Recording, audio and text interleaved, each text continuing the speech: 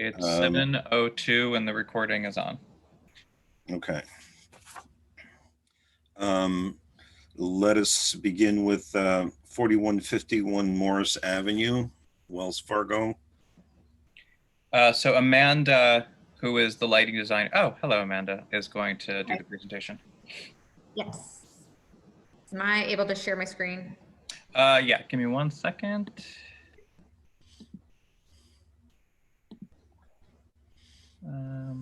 Oh wait, hold on. There we go.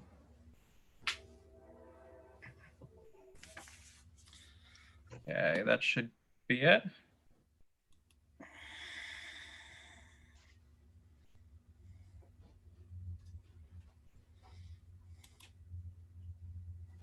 All right. Are you guys able to see my screen?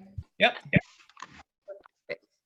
Okay, just to give you a little background regarding this lighting design. This design was specifically designed to meet the New York State statute requirements as it relates to foot candle readings for the ATM at this location.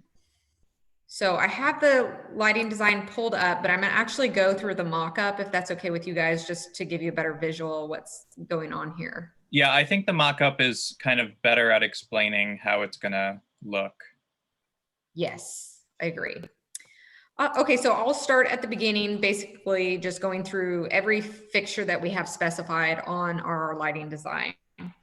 So right now we have these two pole fixtures. This is what the fixture actually looks like, specified here at 15 feet. So it's going to go on the canopy. It will not go on any of the signage. It basically will go in between them.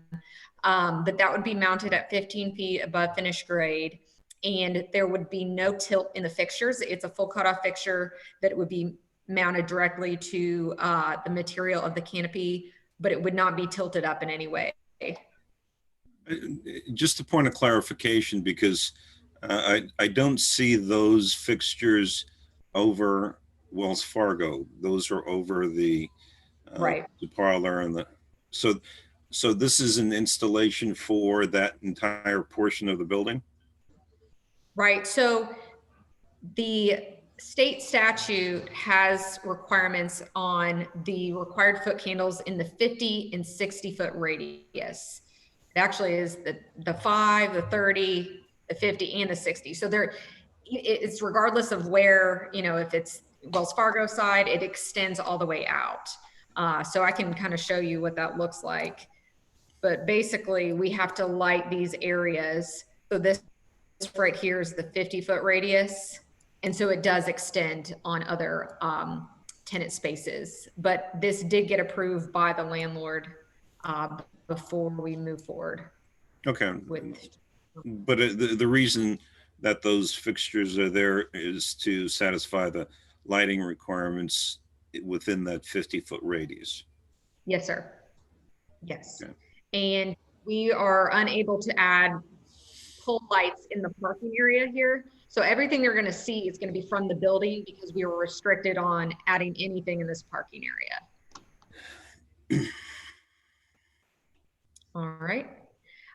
We have the same fixture, two placements right here. The contractor would actually use it like a pole mount on top of the canopy because we need the height to be at least 21 feet to be able to throw light out to the 60-foot radius. So since we are restricted on adding new pole lights, we had to get a little creative here on lifting those pole fixtures up in order to throw out. So what are the poles made of? So like they'd probably be either round or square and the bronze color in order to match the fixture. I don't have the specifics on the materials, but we can get that to you if you guys would like to see. Just what's the I'm sorry, you said it, but could you say it again, what the height of the pole is?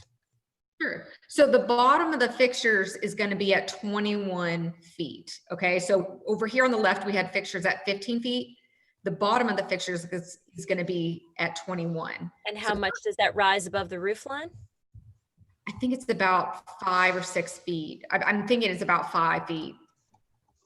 And could you, I'm sorry, being unfamiliar with the state statute, I'm sorry that I have to ask a super basic question, but why can these not be wall mounted on the exterior wall on So- either side of the sign?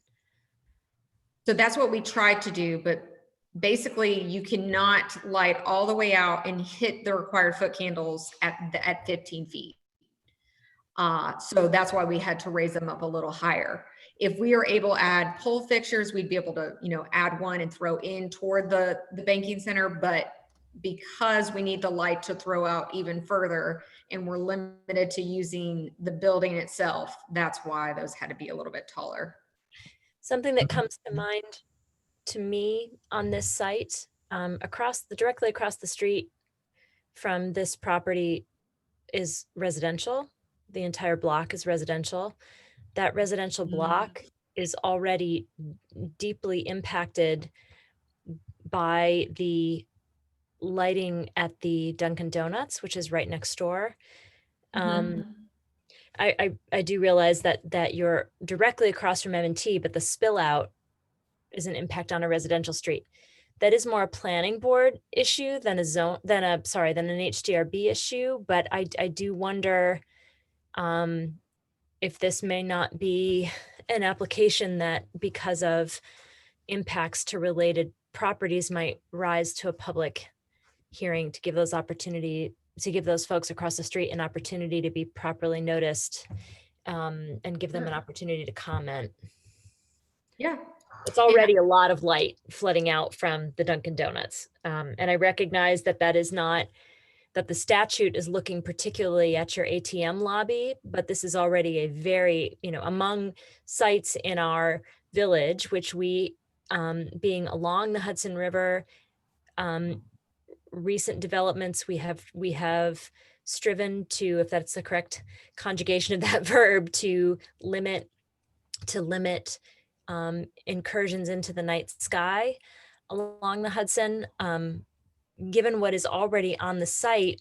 So maybe let me ask it another way. When you are dealing with, from a banking perspective, regulations that relate to the lobby of the ATM, are you asked to consider existing lighting in the surroundings, or merely the lighting that you could be providing on the ATM? Because this is not a black spot in the village by any stretch of the imagination. Right. So Wells Fargo had us go out there and take light level readings at the location inside those specified radiuses to see what they look like today, right? Do we even need to add light? So that was our first step. We found that, yes, the site does not have enough lighting, so we need to add, right? Typically, we don't like to add off the building here this much light because we're really trying to throw all the way out here with fixtures on the building. So our first design, we had like a pole light over here trying to throw in, but the landlord would not allow us to do that and basically said the only way they would approve is if we had some fixtures on the building instead. We do take into Can I ask a question? I'm sorry, related to that pole light, it's just a landlord stipulation and restriction. There's no other sort of reason. It seems to me that the pole would be the best way to get the light out there. So I don't understand why it's not allowed. So their biggest concern was snow plows, and there's no like specified islands here. Right. We would have to put it in like a back of a parking space. So there's just really not good options here to put new poles in, and then what we're trying to do on the building. So we try to meet in the middle of what we could do. We do have full site. I'm sorry, not even in that one island that you were pointing to. The one. I'm sorry, I can't point to it, but it's at the end of the. Over here.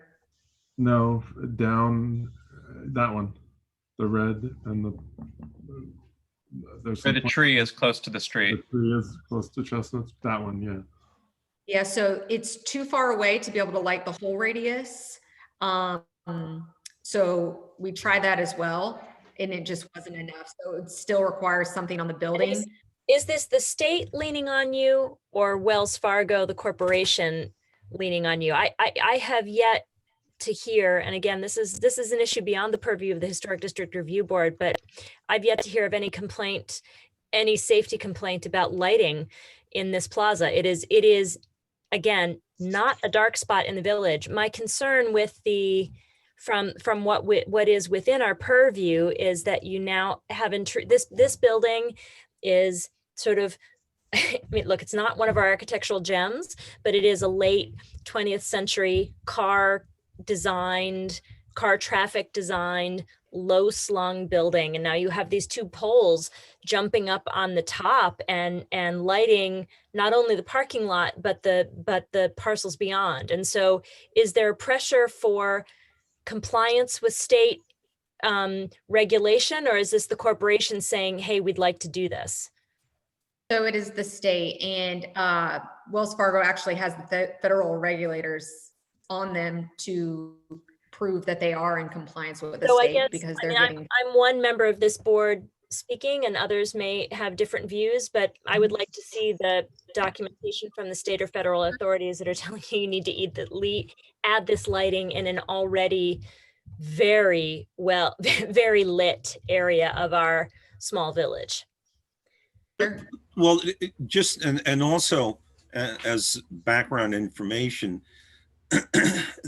the issue of lighting even along Main Street has been raised, and a number of people have complained that the lighting levels at nighttime are just too high for the level of traffic that we see in the village. And these folks, if you'll recall, Al, I think Al was the only one on the board at the time that the Dunkin' Donuts was approved, but that under canopy lighting at the gas pump and also the lighting on the structure itself, which is downcast, but yet bright, has real impact on the people across the street. And they were among the most sort of vociferous participants in our public hearings saying, please, enough already with the light. And this, while the ATM functions 24 hours a day, certainly there is a lot of lighting on the site that already incurs on those residential properties. This is difficult because the things we're talking about are not necessarily within our purview. From within our purview is what do the lights look like in their structure, but also within our purview is what is the character. And we have a mid-century incursion on a 19th century residential block across the street. And the incursion is real from a light perspective. So I guess I think I personally would like to, before we authorize this kind of impact on the surrounding district, I'd like it to be demonstrated that it's a must do. Sure. And we could definitely provide you the survey and existing conditions of what the site looks like with all the lighting that is there now and where it's deficient and why we're having to go. What I'm asking for is not what you tell me, although I recognize that you are a professional coming to us from your area of expertise. What I would like to see demonstrated is the regulatory leaning that you're seeing, right? Where you're saying the state and the Fed is leaning on the bank to make this lighting. I want to hear their words, not you as the lighting consultant. Much as I respect it, I want to understand what the push is. And if there is actually regulatory pressure, or this is just something we think we ought to do. Yeah, and I guess the other thing that it raises too is,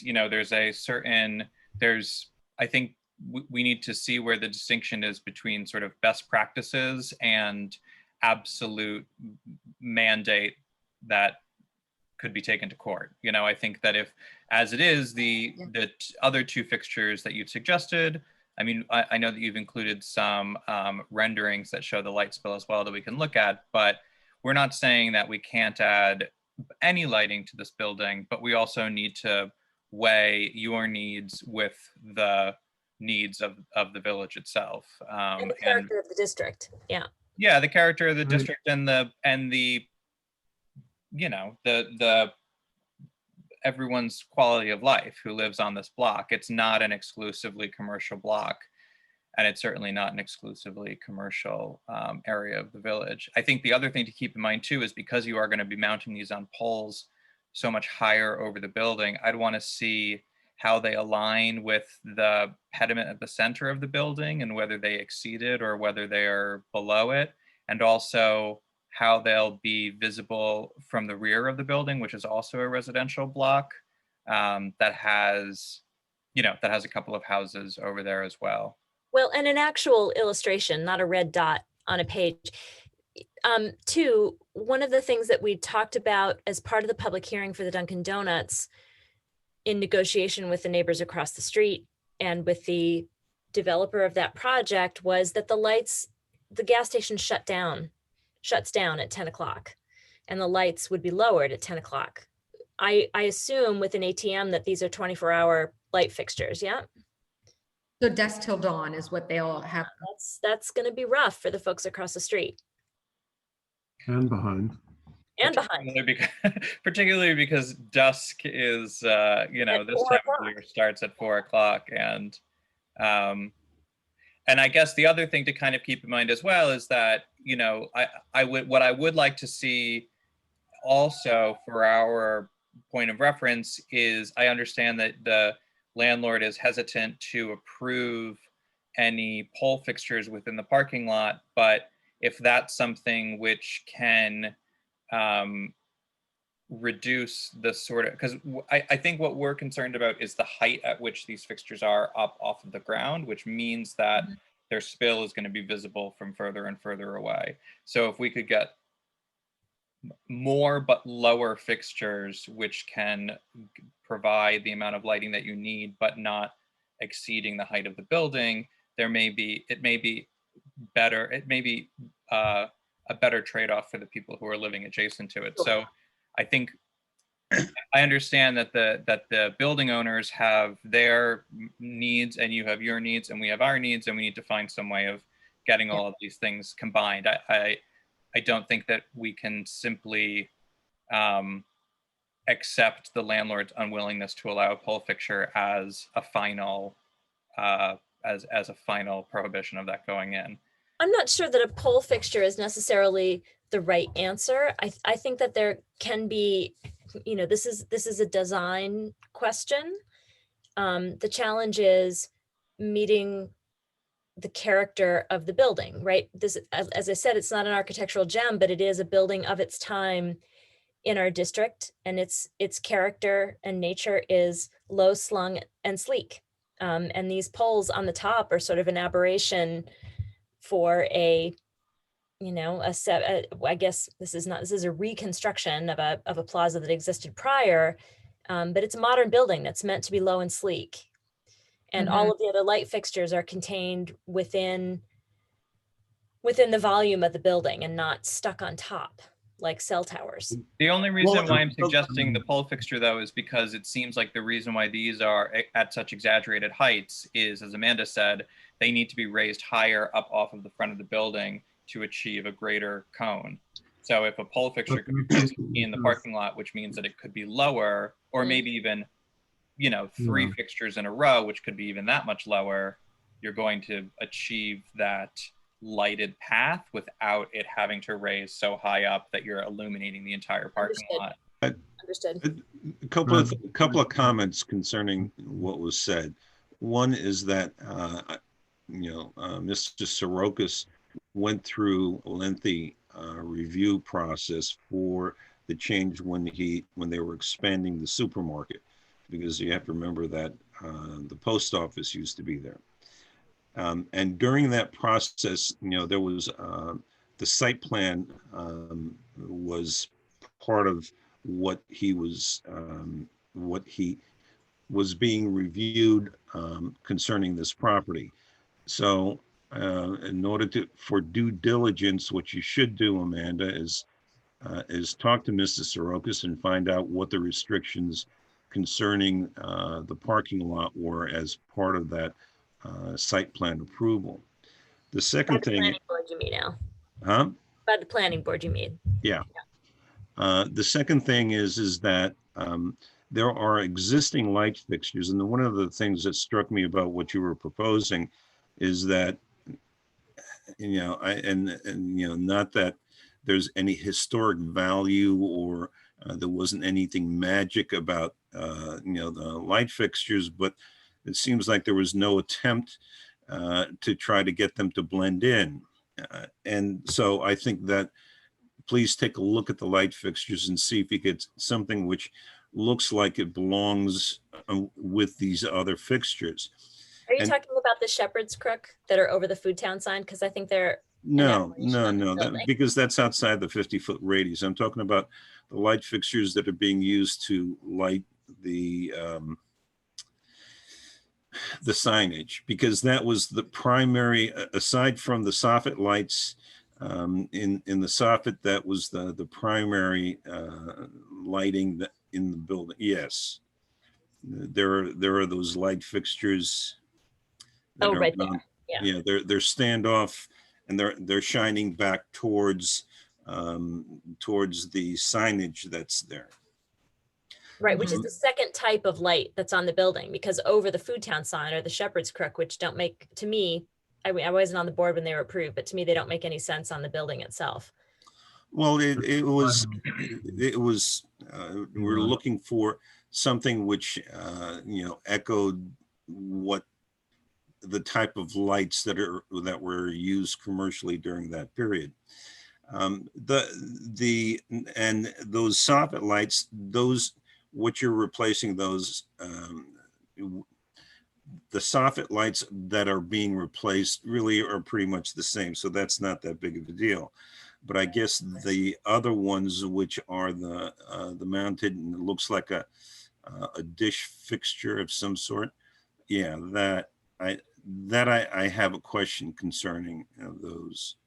And also, if the concern is lighting up the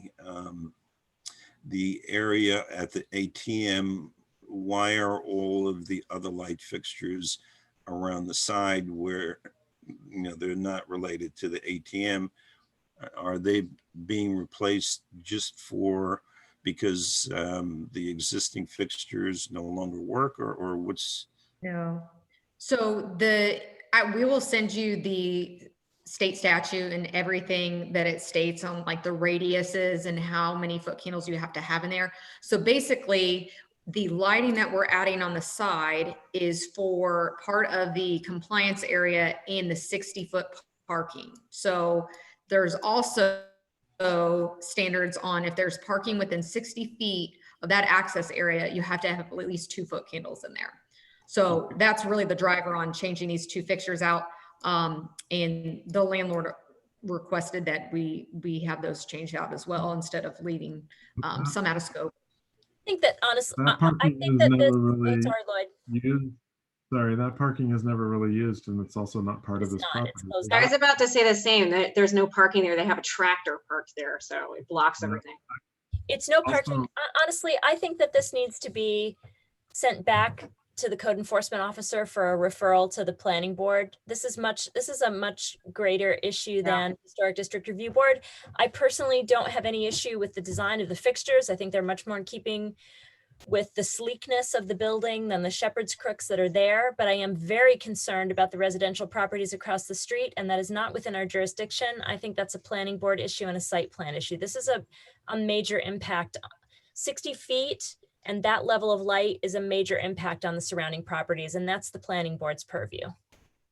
I And I agree. think that the other issue that we need to keep in mind too is, there have been times in the past where, whether it's, concerning the accessibility of some of our buildings on Main Street, and there are various regulations that affect how buildings are adapted to, based on their use. I would want to be absolutely certain that these requirements that are coming down both from the state and from Wells Fargo as a corporation are absolute end all be all requirements. I mean, if we deny this application, I don't think that Wells Fargo as a corporation is going to go out of business. I want to know, is this the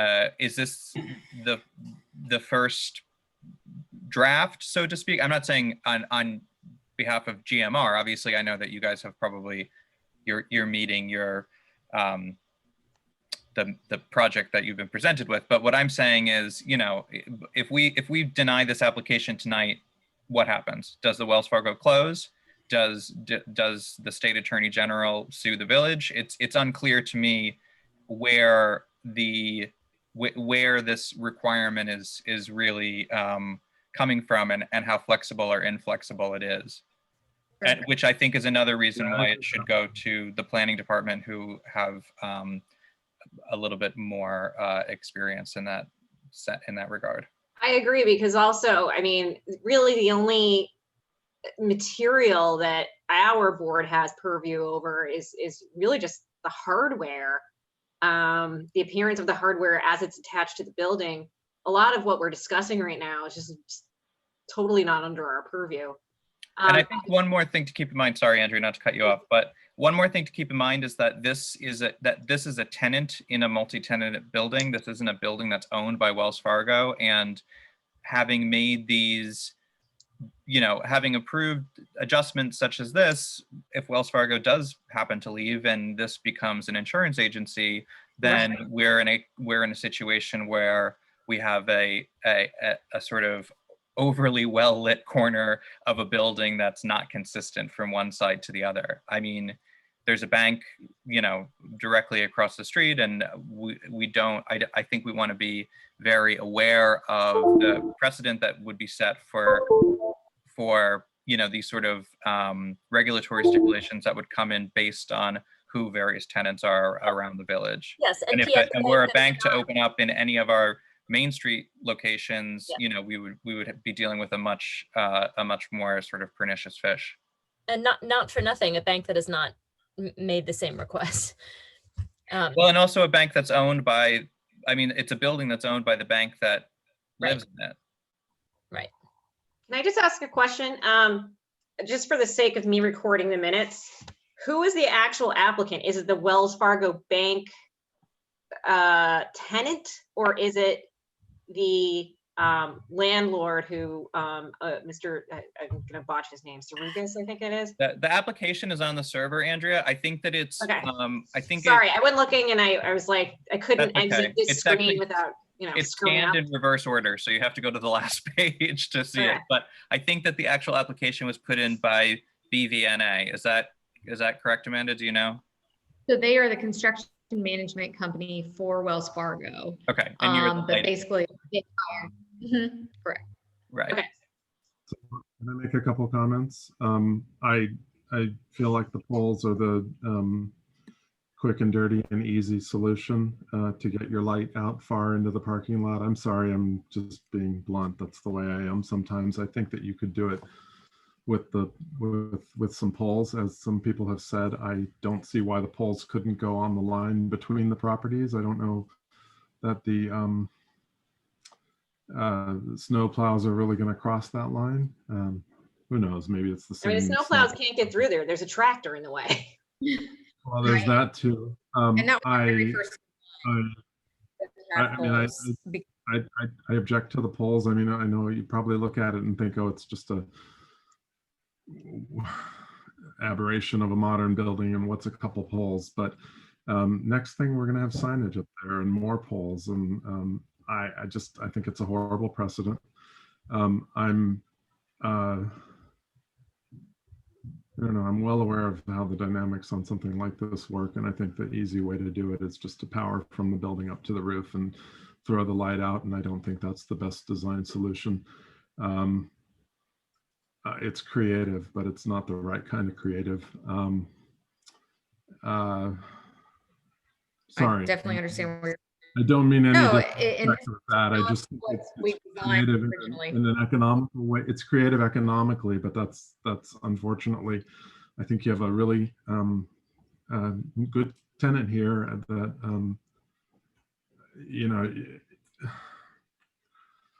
it's not going to hurt if it has to. Right. I'll go back to more dollars to get the right solution for the community. And I think also looking at those side parking spaces, which are not used for parking for Wells Fargo, maybe those lights don't need to be replaced.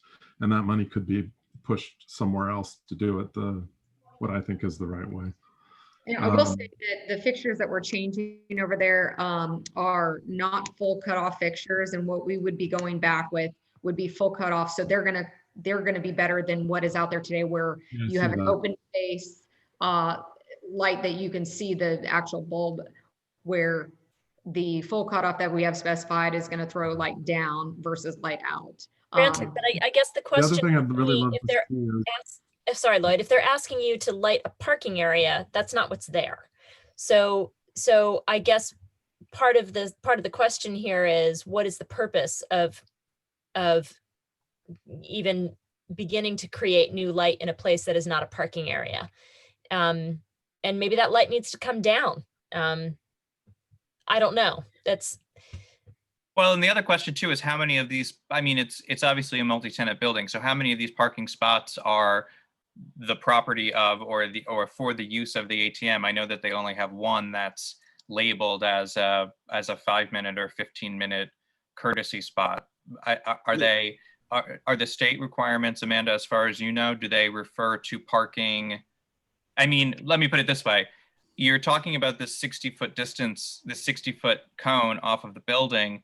If this building were situated in such a way that there was 2 parking lots in front of it and then something else, the street or another building, would you still be needing to light up that entire area, or are you only required to light up the adjacent spots? No, wait a minute.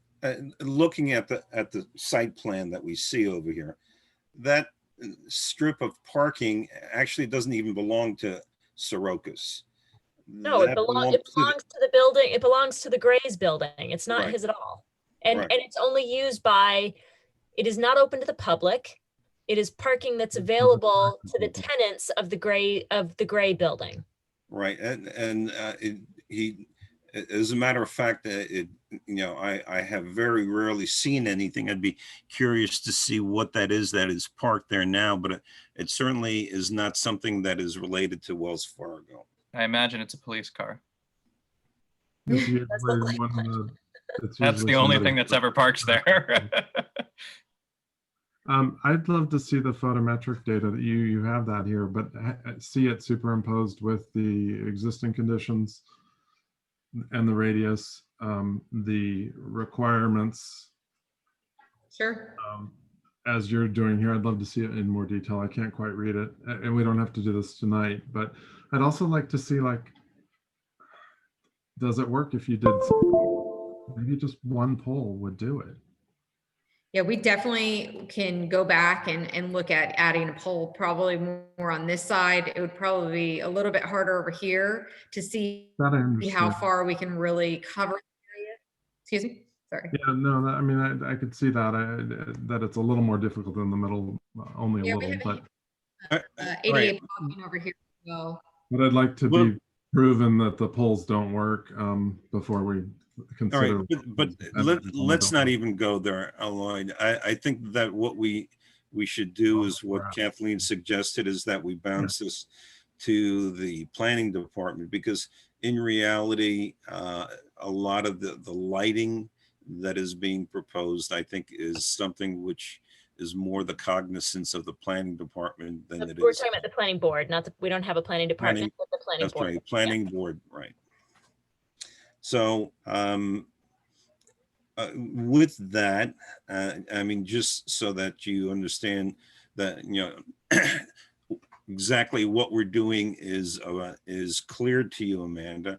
What we're going to do is say that this needs to be reviewed by the village planning board, and we're going to ask the building inspector to refer you to them,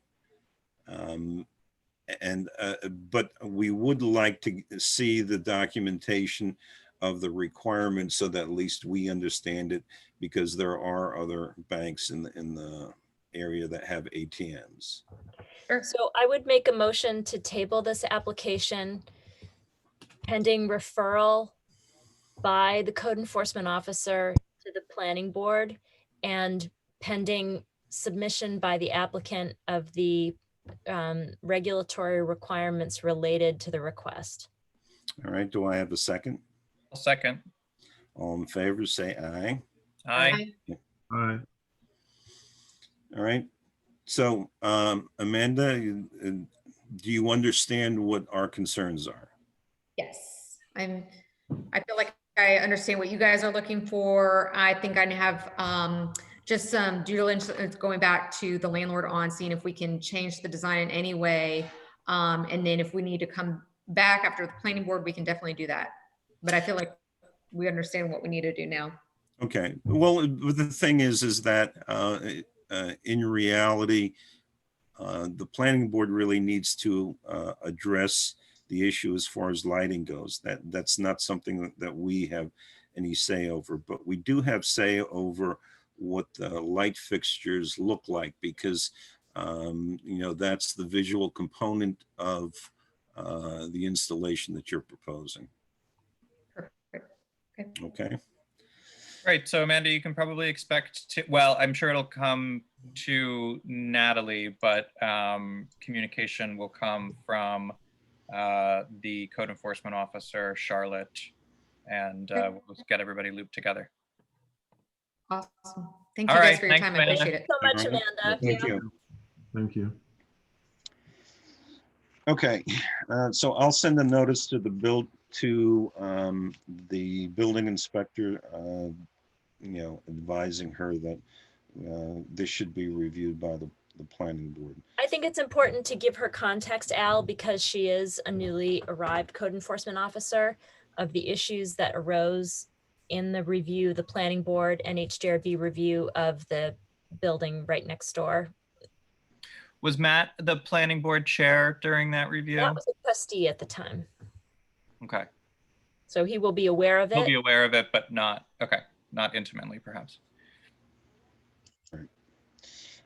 And those folks, I mean, I think that those folks need to be notified, and it needs to be a public discussion, because that was their primary area of concern, but that's for the planning board to decide. Right.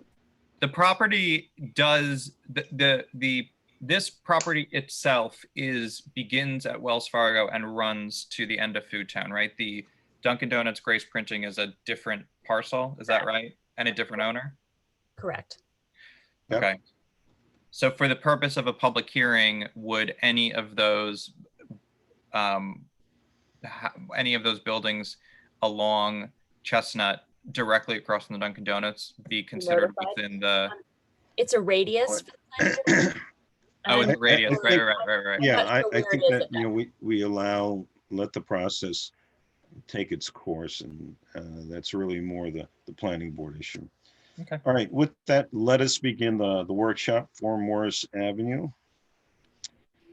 Katie and Eric. You're muted. Okay, Hi, how's everybody? Hey, not too bad. How are you? Yeah, it's all right. It's dreary outside, but that's normal for the but fall. we need the rain. We do. Yeah, that's true. We have new plants. They need it. Your fence probably would have preferred to have been in before it started, but Yeah, but I we think moved.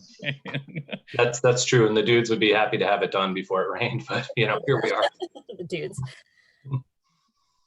Okay, so I don't know if would a recap be helpful, or do you guys feel pretty up to speed on what we discussed before? Well, I think that there was just some emails between Katie and Kathleen that we were looped into a little bit later. So if you want to give us It's good idea.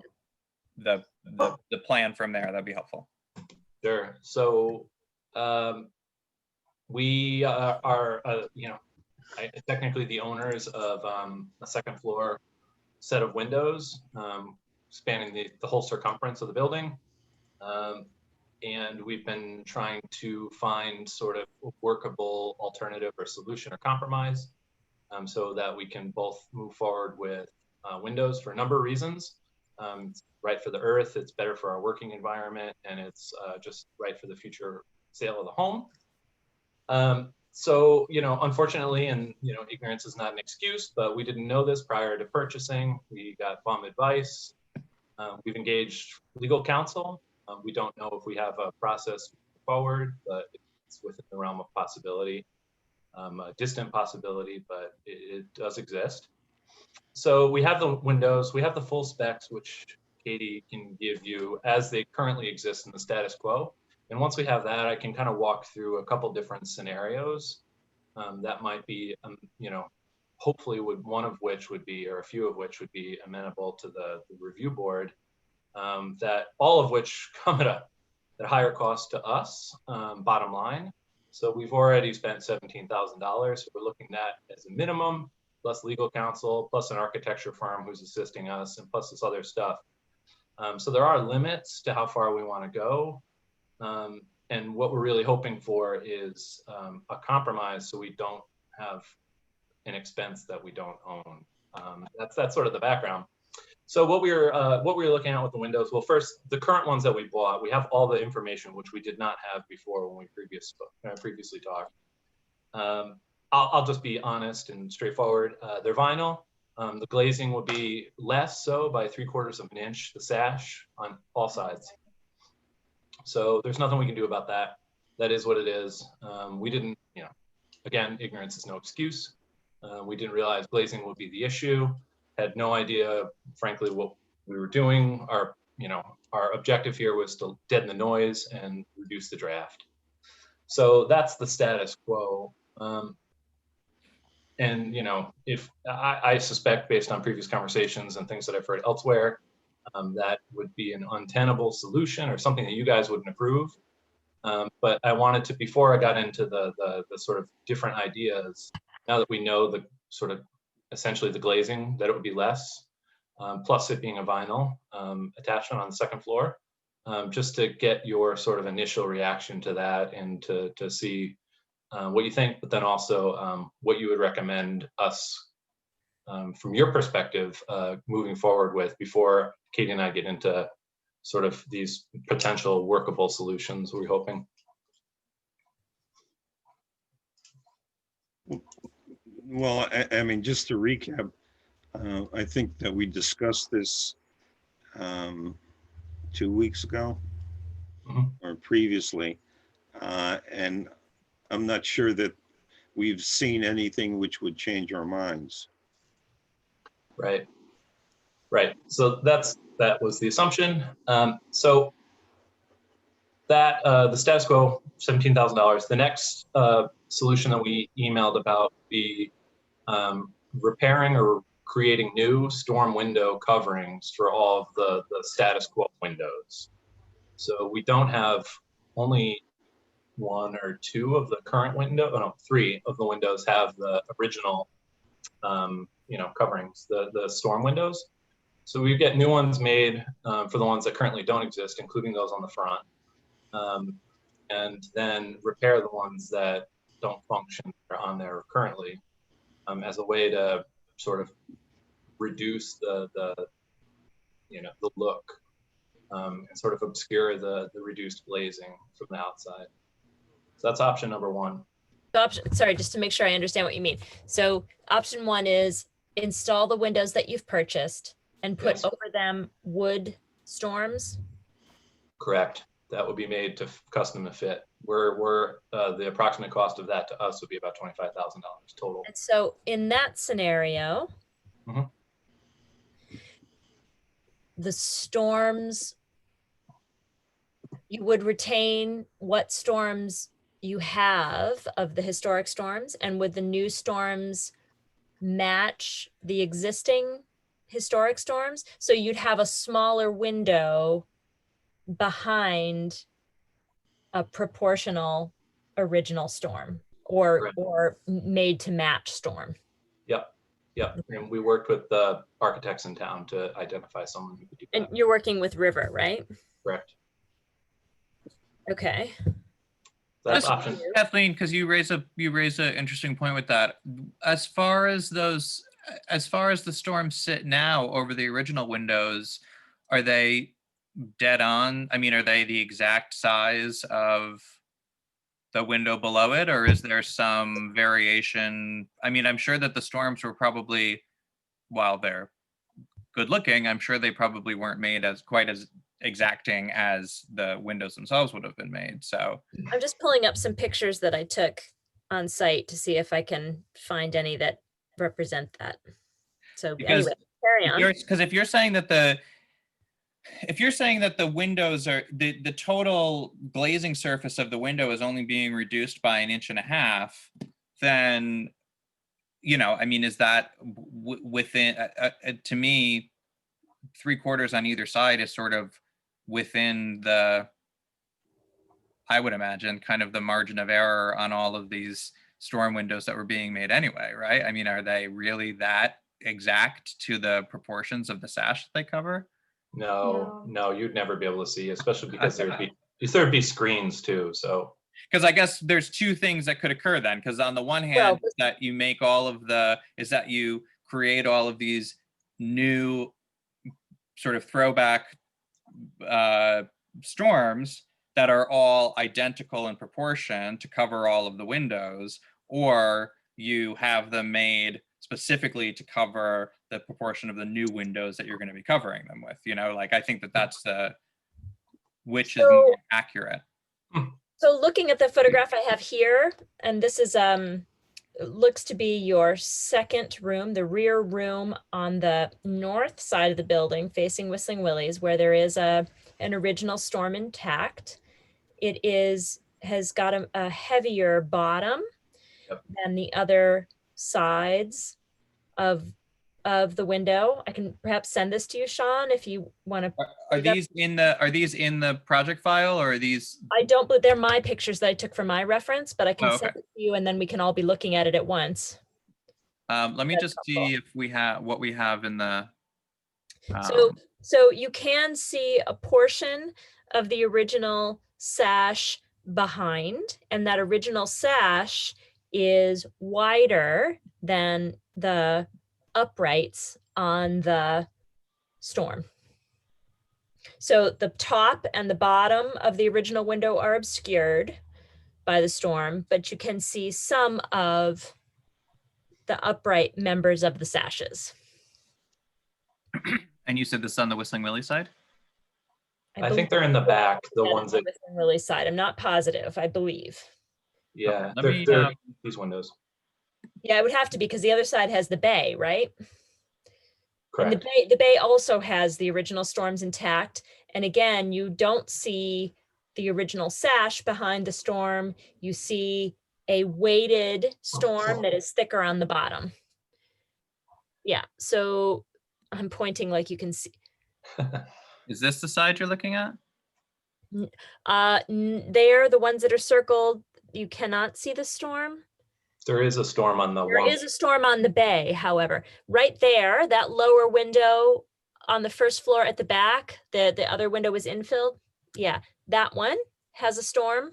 Oh yeah, that's the kitchen. And the bay has a storm. I see. So what you're saying here is, okay, so this is a good comparison because there's no storm above it. So you're saying that the way that this is designed, Kathleen, the bottom rail is sort of extra thick, where the top rail is, the top and sides. The styles are kind of the same, and then there's just this muntin in the middle, but the bottom is double thick. I don't know if that's a structural thing. Well, I think it is. If I look at the photograph on the bay on the other side of the house, the storms are intact on several of the windows. I think 2 of the 3, or maybe 3 of the 3, and that same proportion exists. It's probably to cut down on the drag. Doesn't the bottom rail have a handle that you pull in and you clip the storm on the interior? It does. So that's the reason why that is. The bottom rail is a little bit thicker. So you can't see the large storms on that side because they are behind the bush, but on the upper window, as Sean has it shown now, you see the same concept, but on a shorter window. So in both of those cases, as we look at the images, we see that the original window is not necessarily visible. But right now the storms are closed. When the storms are open, it's a different situation. Right. And recognizing that the replacement windows will be wider on all sides, not just the bottom. The sash will be wider. The last image you have should show some open too, if you're curious. Does the storm end up covering the extra 3/4 inches when it's closed? Or it's not a 1-to-1, but it does. obscure it. There's Yeah. about I'd say like 1/4 to 1/2 an inch probably on the sides, on the upright rails. The middle sash is about a 1-to-1. Yeah. So give or take like 1/8 of an inch. Yeah, so those are open on the second floor there. Mm-hmm. Okay. That's as far as they open to. They don't go further than that. Right. Right, without coming off of the hinges. Being removed. Yeah. So Do would you you have screens? That was the question. Do you Yeah, have just- screens for the sashes, for the stone sashes? We have ones you pull out now, but these windows are sealed. But the new ones would have screens on the bottom half. So On the the- storm window, Sorry, No. Typically, the way I've seen these storm screen, exterior windows is that there's a storm window for the wintertime, and then there is a screen which is essentially the same thing, but instead of glass, and it's got a insect screen for the summertime. so I was asking, so these storm windows stay in year round. You swap out the bottom pane of glass for screens in the summer. Is that correct?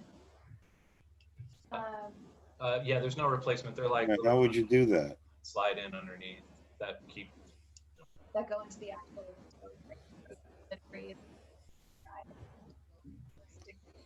it's not attached.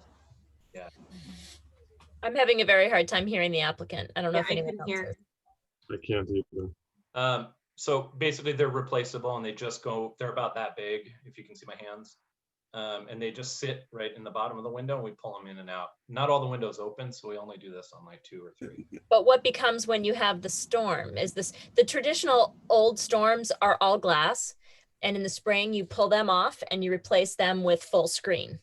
Right. Yeah, we keep the storms on all the time. We take them on and off. So you would not open your windows to get air then? You would have your windows closed all summer?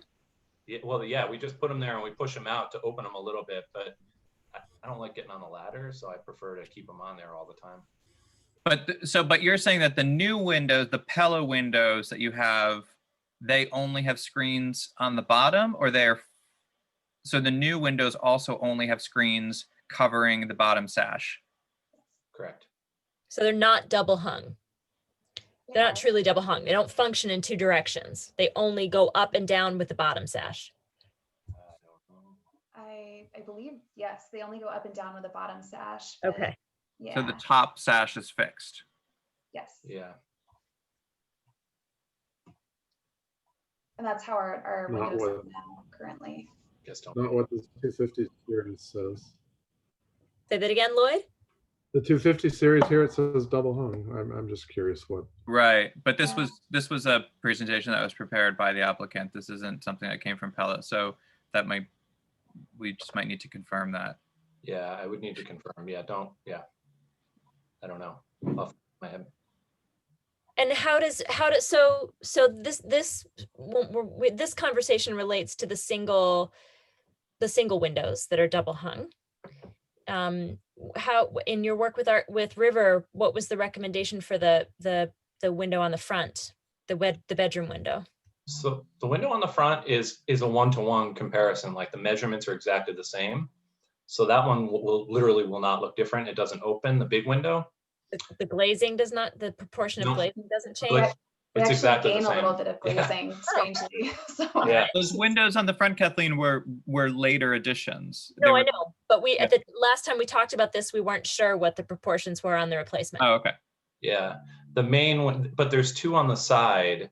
And those we would, the sashes would also increase in size. Okay, but that's the question. That's the question I'm asking. The operable portions of that window will be smaller in the same way that the operable portions of the single windows will be.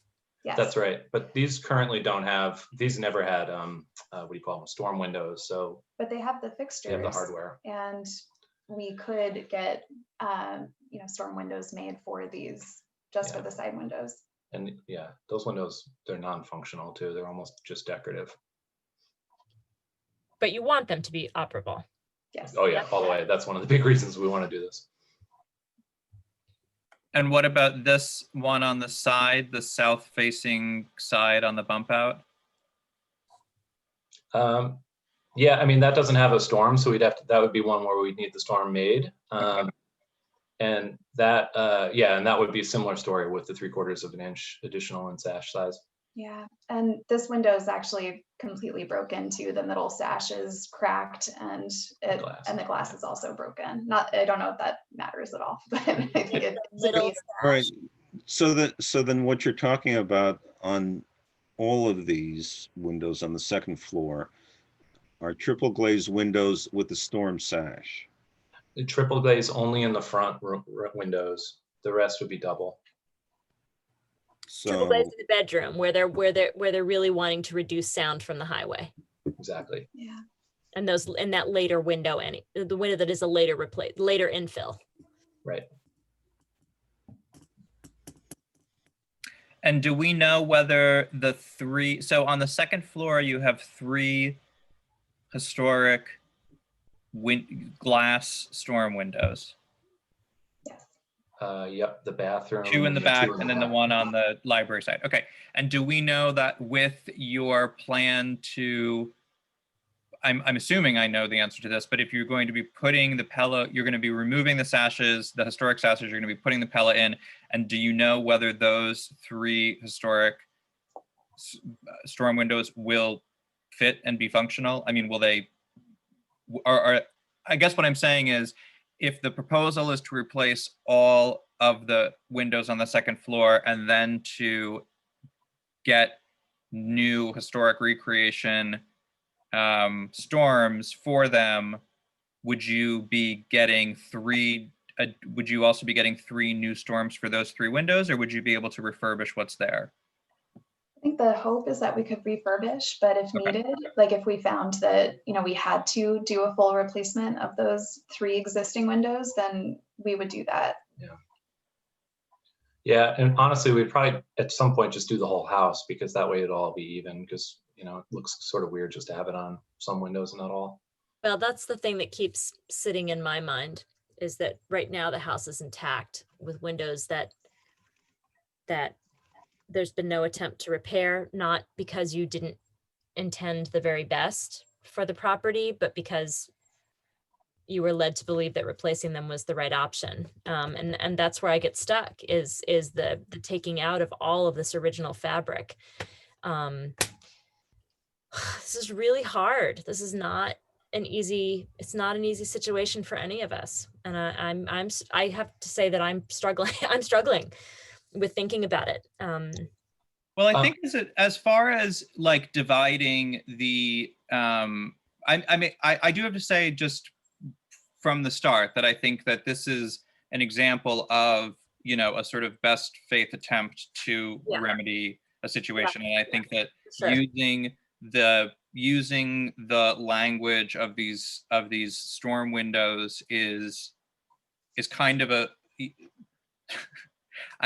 you are correcting a mistake by doing something that actually is going to make the building look really good, because this is something that we would have encouraged you to do just if we found out you moved into this building and met you on the street, and we would say, why don't you get new screens made for all of your windows? So this is ultimately, it could be a positive development. I think that but it does raise this question, which is that if you are going to be making these storm for the windows on the so not on the front elevation or those 2 sides, but if you're going to be making these glass storms for the other second floor windows in the rear and on the sides, does that then weatherproof the windows enough so that these replacement insertion vinyl windows are actually no longer needed?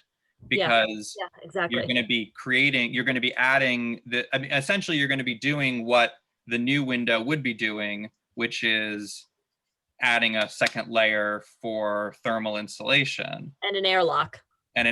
So I guess what I'm wondering is, are we in a situation now where we are looking at the windows on the front facade on the second floor, which I gather is your bedroom, which I understand you want them to be triple glazed for sound. They are later additions to the building anyway. The one is, this big picture window in the front, which is a really sort of atypical thing to have in a historic building. Is it, I don't know how the rest of the board would feel about this, but is this an opportunity where these vinyl replacement windows, which otherwise wouldn't have been approved, could be used because they're serving a little bit of a different purpose, and the existing historic windows on the back and the rear remain with just the addition of newly fabricated storm windows to get that thermal barrier? I mean, if you're going to be doing it anyway. Everything other than the picture window as a compromise, everything other than the picture window retains its original fabric, and a new replica storm is put over top. And in that location on the front where it makes the most impact for them in terms of sleep and airflow, allow that to shift to the triple glaze replacement. Yeah. Could we also advocate? Well, I would say, sorry, I would say, I understand what Sean's saying. Yes, I would say that this circled area on the front of the house, as well as the two side windows in the little, this isn't a bump out, I don't know what you call this, in this reclaimed loggia space. So it would be altogether 5 windows, but it would be the 2 side facades, the picture window, and then the 2 windows on either side of it. And isolated on a separate geometry. Yeah, which is it's on a separate plane, and it's a later infill addition to the building. Right. So I think that it already is speaking a slightly different language. And then Katie was hopping in with something. Yeah, sorry, Katie. Oh, you already covered it. I was just going to ask about the side windows, because that's actually what faces our stoplight and the gas station. So and that's where you're going to be having the triple glazing. Yeah. Yeah. I guess this is I don't want to seem like I'm kind of like reverse engineering a solution, because we know that there's, that this material is already here, but it is a way of dealing with the present reality that I feel more comfortable with, because you're going to be able to achieve your goals, and you're going to be able to achieve our goals. Our goals is that as much of the historic fabric on the building remains. Your goals is that your windows are weather tight. And with the addition of the new glass storms, it sounds like you're going to be weatherizing these remaining, couple of windows, historic windows. All right. Sean, I don't see how we're saving historic fabric. Because the rest of the windows on the second floor remain. And the storm windows that are currently in place are rehabilitated, and new storms to match the historic storms are put in place. All right. So We're not pulling the original windows on the rest of the floor. So the only vinyl windows that are installed are in that front bedroom. Correct. Right, which happens also to be the closest to the street. But it's also the infill portion. Also it's the infill portion. It's the portion of the building that was modified. That's the porch that was closed in the 50s. But also that they need to serve an additional purpose that the applicant is seeking. It's not just about weatherproofing them, although that is important, but it is also about creating the sound barrier. Because those. Yeah, I understand that. It just I'm just trying to weigh the trade-offs over here that we have. How much of the historic fabric are we saving? Well, But you're telling we're saving as much as we can. Well, let me finish. Let me finish, and then you can tell me.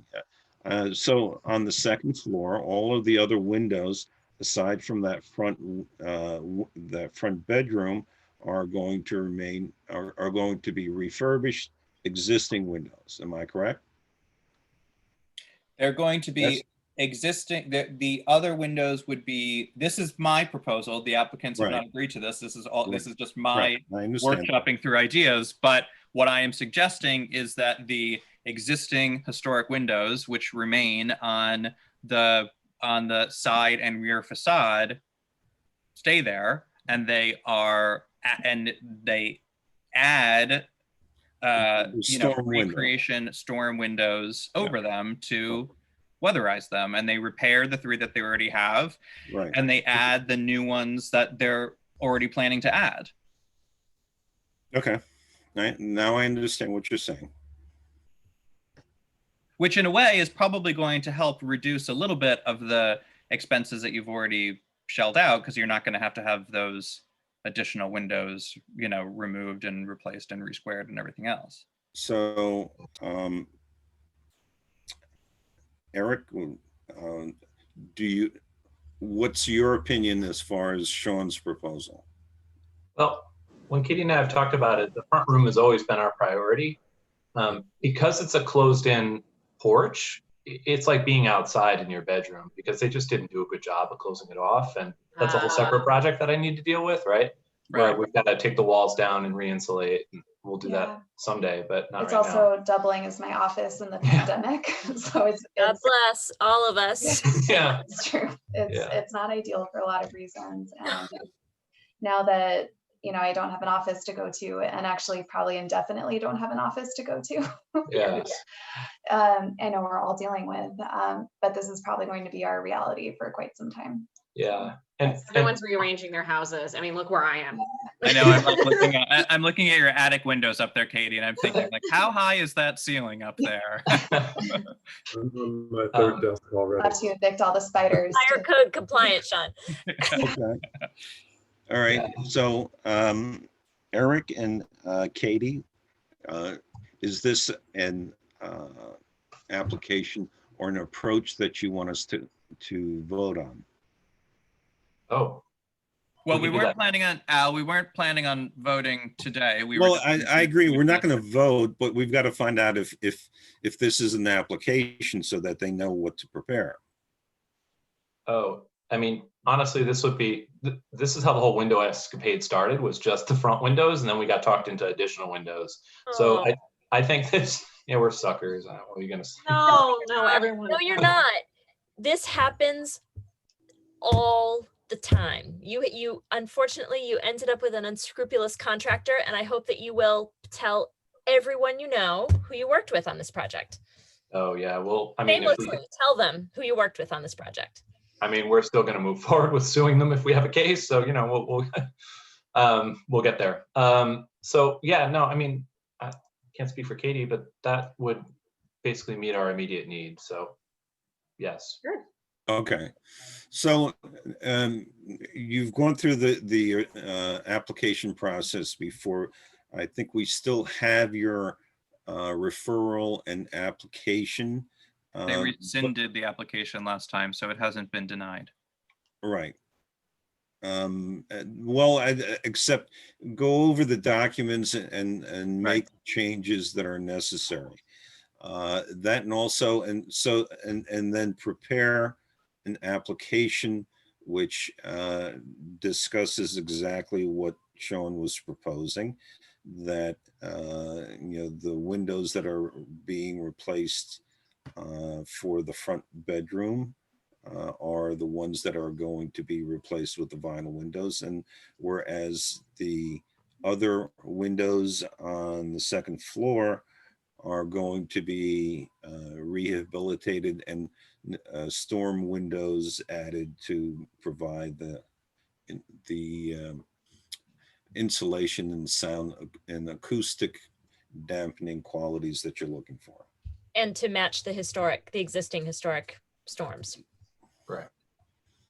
Okay. That's a compromise that I feel comfortable with. And I think that we all need to recognize that Eric and Katie, Eric, yes? Yep. Sorry, all of a sudden I question myself. You've come forward with great humility and neighborliness, and as invested property owners in the district, and I appreciate that. Okay. Now we've heard from Kathleen, Sean, and myself. How about Lloyd? Do you have any objection to what is being proposed? No, I don't. All right, Andrea. Yeah, I agree. I think this is a really great compromise, and I echo what Kathleen said. Thank you for being such patient applicants and good neighbors. I think just one more thing to stipulate in your modification to the application. One element that you had included previously was that you were going to unify the color scheme of all of the windows to match the vinyl. While we cannot insist what color you choose, I do think that in this case it's germane to the sort of mitigation that you agree that the windows throughout the house will be painted to be uniform, so that your historic wood windows and your new vinyl windows all be painted at, as best you can to a similar scheme. And then as far as how you deal with the trim and the painting of the replacement, or the refurbished and the replacement storms, is totally up to you. Cool. Great, thank you. All right. And then I guess the only other thing would just be, I don't know how far along you are with your discussion with the glazier who's going to be doing the storms, but any type of drawing or cut sheet or narrative description of what you're doing, just so that we can relay that onto Charlotte, would be great.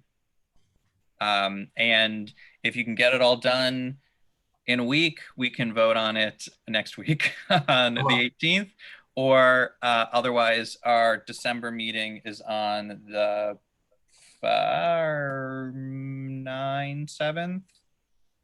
That sounds right. Sounds right. That was not a word. I didn't actually use a word. Our December meeting is on the 9th. Whatever the second Wednesday is. Yeah, our December meeting is on the 9th.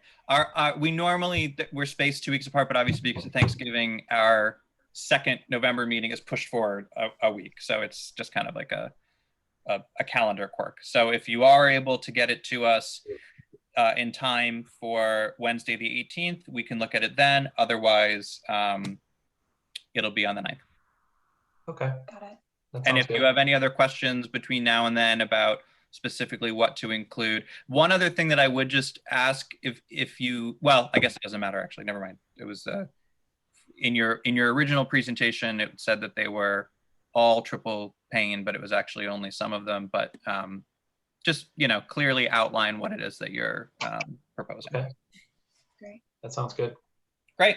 Thanks so much. Thank you. Hey, Thank thank you. Very much. Thank you. Thank you both all, and we'll see you soon. Yeah. Bye, guys. Bye. Okay. Minutes? Well, first, can I just give an update on the public hearing fees? Yes, go ahead. We had a meeting last night. The mayor is in support of our plans to adjust our fees. The deputy mayor is quite hostile to it, and the other 3 trustees said nothing. So they've asked that I do some more research to justify our request and re-present it in December. I'm not sure. Yes, hostile was characteristic of the discussion. Absolutely. I would say, additionally, there seemed to be a lack of understanding that there seemed to be a persistence in believing that we would be losing money on the public hearings, and an unwillingness to attempt to understand that that in raising fees across the board, we would be balancing the lesser increase on public hearings. I think Sean did his very, very best to explain it, and I attempted to support, but still that wasn't getting through. The other potential thing that I'm going to look into over the next couple of weeks as well is I looked at the open meeting law on the state website, and I also reviewed our ordinance, and I need to speak to Jeff about whether or not there's any other sort of additional state laws that stipulate this. But the open meeting law specifically says that public notices to alert people to public meetings, be they hearings or just regular meetings, should be posted prominently in a newspaper, but that the newspaper posting should not be construed to require a legal notice, which I think which changes my motivation behind all of this. If we can get our public hearing announcements printed in the PCNR as display ads and not legal notices, it changes the kind of mathematics of the whole thing. So I'm going to have a discussion with them just to see what their ad rates are like. The other thing is that in addition, Jeff told me that in addition to the cost of the legal notices, all of our legal notices are like filed with some magical demon that keeps track of all of these things. Yeah, And there's an affidavit that gets signed by the publisher every time. Right, there's a fee for that as well. So we could potentially be in a situation. Also, the other thing in our board ordinance, we only stipulate that there be one notice for a public hearing. If it is for a regular project, we require 2 notices if it has to do with declaring a landmark or a seeker application. So we could potentially be in a situation where we are killing very many birds with only $80, and we could get, you know, potentially 1 display ad in the PCNR and 1 display ad in the current, which is 2 postings in addition to the website, and not even have to change our fees at all. And then, you know, we could potentially cover it. So I am making lemonade out of lemons and going to look into this a little bit closer and see if we can actually get an even better result out of it. Thank you, Sean. That's awesome. That's awesome. I mean, that's really the ideal outcome, isn't it? Because the whole point of this was no one reads the legal ads. Yeah, I that is it. Yeah. Okay. Okay. All right. So we want to look at the minutes? Yes. Why don't you go ahead and post them, and we'll edit them on. Okay, I already started to do some, but give me 1 second. I really like this new arrangement with the minutes. Because we can update that, you know, you can just make your like, we're not doing this crazy roundabout process of like, sometimes I get paper edits, other times I'm getting emails. This is so much more streamlined. Yeah. Okay. Also, you get to like see your child during the day, and I'm sick of that, honestly. Overrated. What you wish for. We've had a lot of quality time together. Okay, so let me share. 10:14. There we go. 10:14. I'll just go through what my notes that I added because I looked at it. Hold on, I need to minimize you guys. Don't you always minimize us? Yes. Okay. So in new business for 4, there was just the names of the applicants were incorrect. Oh, sorry, I didn't catch that.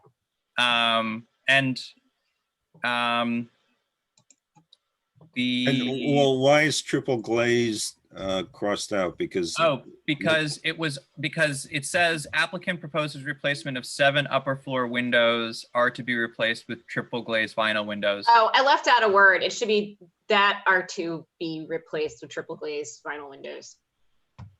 Well, it's only the windows on the second story front facade that'll be triple glazed. So I just added that as a. Oh, okay. All right, but that wasn't what was in the application forms, the documents that they submitted. Well, yes, but it's what they told us during the discussion. Yeah, if we had that information during the discussion, I think it should be recorded in the minutes because this is recording the discussion, not the application form. Okay. Right. And then also I just added the note of, wasn't it that whole front volume? Not I thought it was. I just messed up. Windows on the oh, right, sure. Yeah. So how would we describe those 2 wings? I would just say what is it, 5 windows of the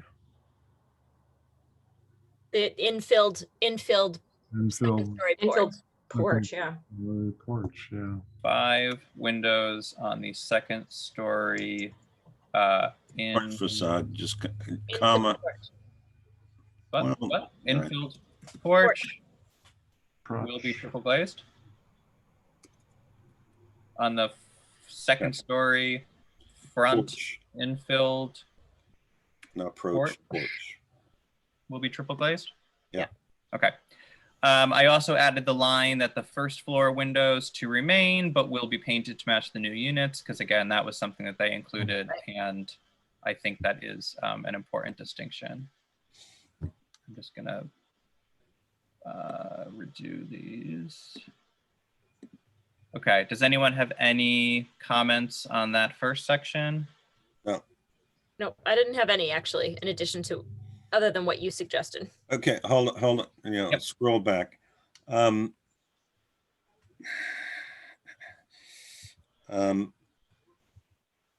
think that I want to rephrase this.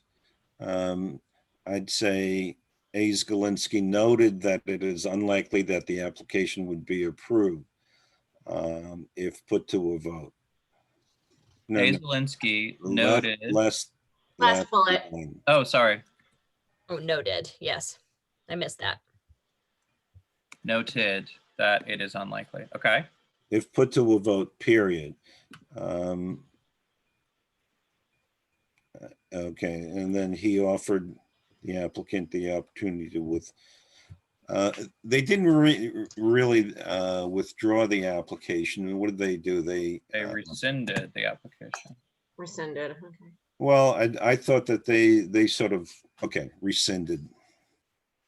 I remember that we asked them, I have my notes here, if Yeah. they were rescinding, and they said that they were. Let me look back on my notes. Yeah, we just explained to them that we Yeah. could either take the vote and it would fail, or they can. Right, or they can, Withdraw, I think is the word we pull use. it back. Right. Okay, And I believe that that's the language that you relayed to the building inspector, Al. okay. I'm trusting that Andrea got all of these votes and seconds right. I think I did. Okay. That's what I wrote down. Good. Okay, so in board business, I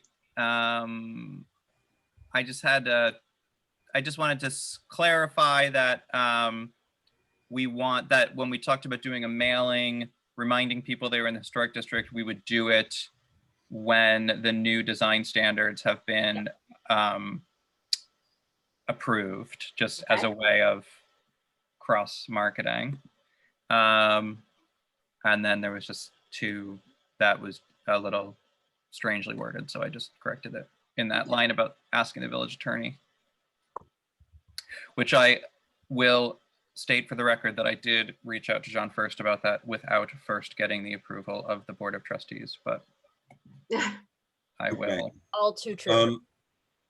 I will. Do we have any other comments? No, I did not.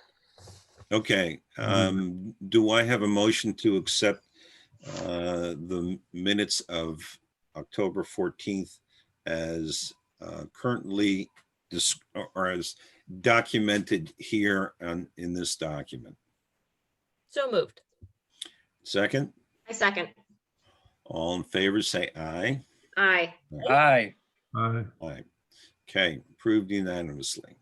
Let's go to the 21st. All right, so Sean, these are going to be here, and what I can do is tomorrow, just download them, sign them, and send them off. Okay. Yeah. They'll just be in today's folder. Yeah. Okay. 21. Oh, this was just saying that it was a that we did an editing session on the. Oh. Well, Okay. I was not there. Oh. Oops. This is what happens when I cut and paste. That's okay. Thought I had it all. So I will say that, okay, members present, vice chair, period. Chair Al Zelinsky was absent.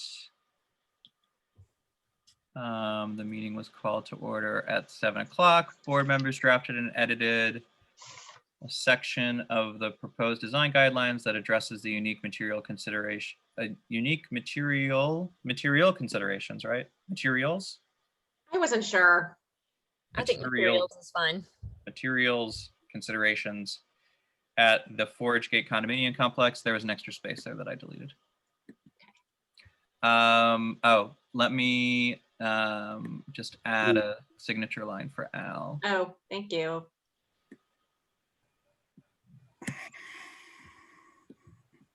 Guys, I feel like we're on the Jetsons right now. This is like the most high-tech thing we've ever done. Ever. Okay, do I have a motion to approve the minutes as documented here in this file? And on this Zoom, so moved. Do I have a second? I'll second. All in favor, say aye. Aye. Okay, approved unanimously. Okay, let's go to the 28th. So on the 28th, I think this was the one that, yeah, so Lloyd, you were absent on the 28th. There was. I corrected again the names of the applicants. Yeah, sorry? Well, just the one important element that's missing is that the post will be visible between panels on all sides. Unless I'm not seeing it there. Oh, you're right. I'll add that. Fence posts will be visible between panels. On all sides. And wasn't the cap the pointed cap? We got the flat cap. Oh, right. They did say pointed so that it wouldn't rot out. Is that right? Yeah. We'll And it's kind of, it's. Oh, yeah, the rainwater mitigation. Yeah. Right. It's not a point. It's the image they submitted was pyramidal. We'll have a peaked cap. Is that better? Excellent. This first line, you can see, I'm going to approve my changes and then we can just read it and change it again if we need to. But Yeah. It was a little, I couldn't quite figure out if I was saying this correctly. So what we're saying is a 6-foot-high fence would extend along the southern border adjacent to the Whistling Willie's parking lot. I think, Andrew, you said that it was going from the front of the property to the back, but it's actually not starting until the back corner of the house. Right at the end of the driveway. Oh, okay. Okay. Yeah, so in line with the back corner of the house, running to the southeast corner of the parking lot. From there, a 4-foot-high fence would continue east and surround the rear yard. Yep. That explains it, right? Okay. Pickets will show on the public side of the fence. And there's actually going to be 2 gates. There's a gate in the back as well. Oh, connecting to the rear. Yeah, which is probably outside of public view, but we should just include it. Any other board? Oh, the board members. I have something under board business. Sorry? I have something under board business. What's that? Wait a minute. We're looking at the 28th, right? This is the meeting of the 28th. We said that that our next workshop would be on November 18th to talk about design standards, not the 11th. I'm looking on I printed it off the. Is this, this is the meeting. Oh, can you go up higher? Because, yeah, there we go. Oh, sorry. I don't understand what the first bullet means. I mean, I understand what it means, but if I were someone reading the minute who had not participated in the session, I wouldn't know what that means. Right. What were we saying we should be more consistent with? Well, if I remember correctly, this, is a discussion about in the um, in the standards right now, they talk about a stockade fence, and the question is that what do we mean by stockade? Whether or not it was the flat board with the little pointy tips, or does it also include just a flat panel with perhaps Dog ears. Yeah. the lattice top and bottom and But stuff. what's that have to do with each application being unique? We recognize. I'm sorry, I didn't write that sentence. I remembered that portion of the conversation, and I recall that we talked about the fact that in some applications it makes sense to allow a lower fence in the front and a taller fence in the back. And by the way, this conversation created such fireworks in the review of chapter 134 the other night, with 4 of the trustees believing that 6-foot fences are desirable and should be allowable, and 1 trustee insisting that they should not be allowed anywhere. So I think that this topic may, and there was discussion of how the HDRB and the ZBA have found compromise with applicants by approving lower fences in the front on the public side and taller fences in the back for privacy. I think this issue will come forward as part of the public review of the code update. That is an aside to the sentence.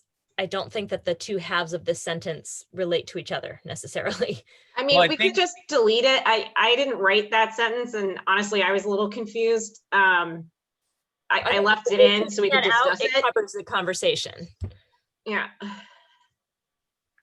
So we want to remove the whole line? No, I think that now that you've changed it to the definition, it makes more sense, and removing the second half of the sentence allows space for the other bullets to cover the rest of the spirit of the conversation. I also don't want to say definition. I want to say distinction.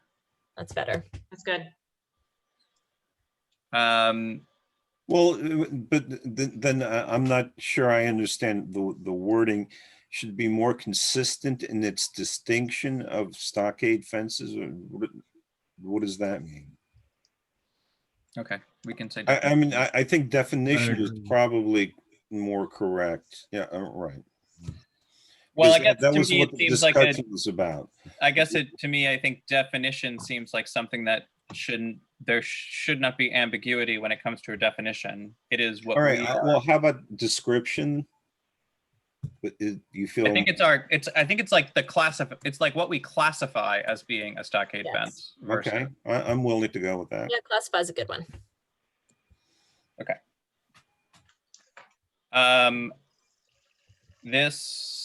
Okay. Anything else? Nope. Nope. Okay. Okay. Do I have a motion to approve the minutes of October 28th as described in the document? The only related to that, under the bullet in that section, past application. I guess it was after we opened again. Oh, yeah, I wasn't sure. Past application approvals have allowed for open and or lower fences in the front of the property. Open and or lower. While allowing taller and or opaque.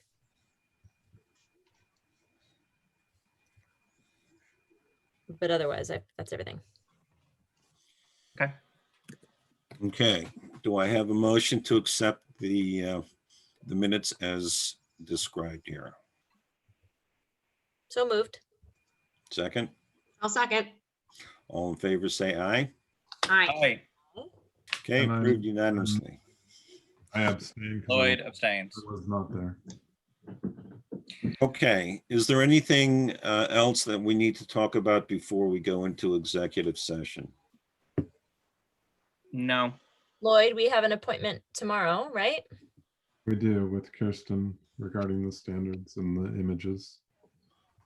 I'm sorry, say that again? we're meeting with Kirsten, the graphic designer, tomorrow at noon at Village Hall to go over where the images go within the text. Oh, great. Well, You want to? as a first round with her. It's not Yeah. obviously not the decisive, but Kathleen and I set this up with her because Kathleen volunteered to help. just saying before I go. I still haven't uploaded my pictures because if I'm perfectly honest, I have no idea where my camera is, but I will make an effort to find it in the morning and I will update those. I will upload those photos to the drive. I can't find it tonight. You're welcome to come to the meeting too. I'm sorry we didn't mean to create the Well, meeting. but then we have a quorum and we have to advertise. So it needs to be fewer than 3 of us. Yeah, I'm booked tomorrow, but thank you. Excellent. Okay. Okay. So do I have a motion to go into executive session? So moved. Do I have a second? I will Wait, second. state the purpose of the executive session, Chair.